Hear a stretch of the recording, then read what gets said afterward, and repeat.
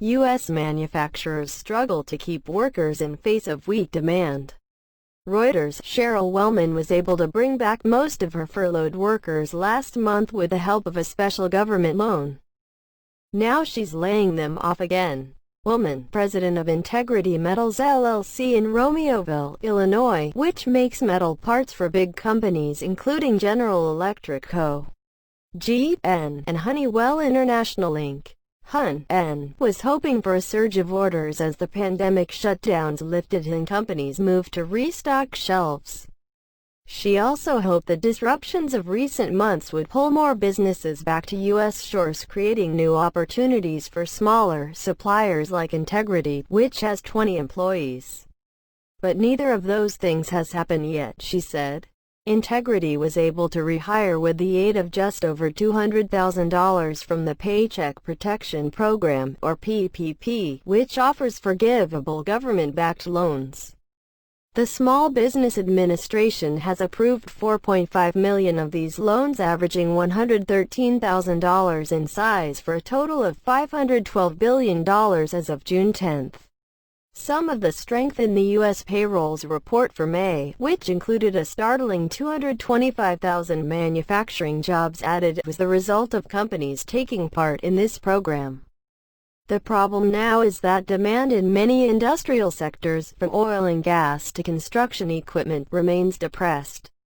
And that underscores the subdued response key policymakers such as Federal Reserve Chair Jerome Powell have shown over the big upsurge in hiring in May. It is a long road.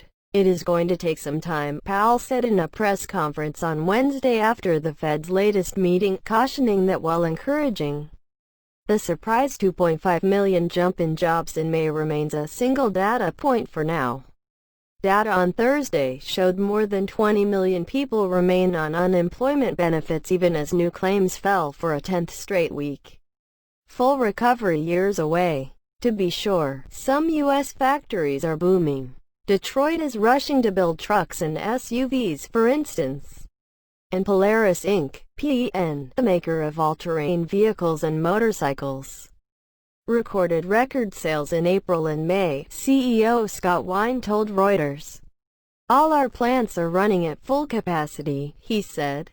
Chad Motre, chief economist at the National Association of Manufacturers, said he thinks the worst of the downturn is behind us, but that demand will remain weak as companies fret about the potential for another virus surge and the political uncertainty of an election year.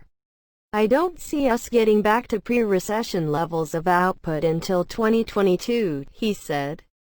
He notes that while manufacturers added an impressive number of jobs for a single month in May, the sector is still down 1.1 million jobs from its pre-crisis level in February.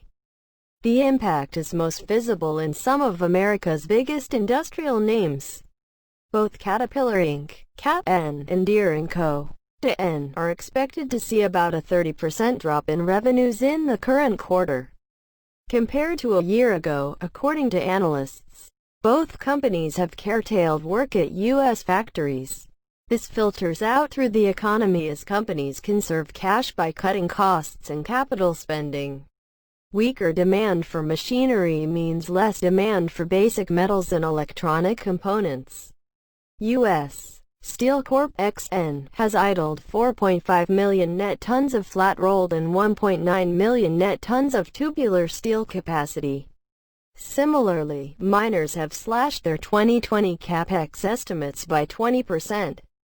One business that sits at the foundation of many supply chains is metal foundries like Bremen Castings Inc. in Bremen, Indiana, which cranks out castings used in an array of industrial and transportation equipment.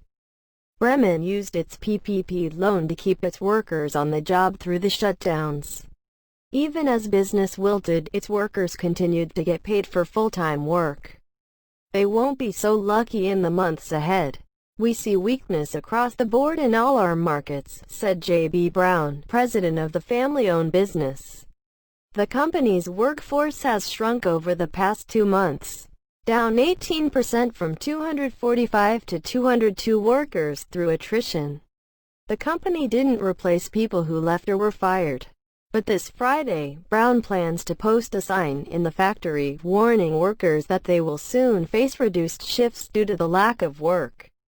They'll be able to apply to a program offered in Indiana that allows workers to make up for lost wages. Reporting by Timothy Apple and Rajesh Kumar Singh, editing by Dan Burns and Andrea Ritchie. Our standards, the Thomson Reuters Trust Principles. Thanks for watching.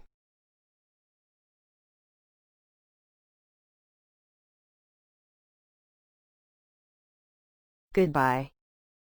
See you next video.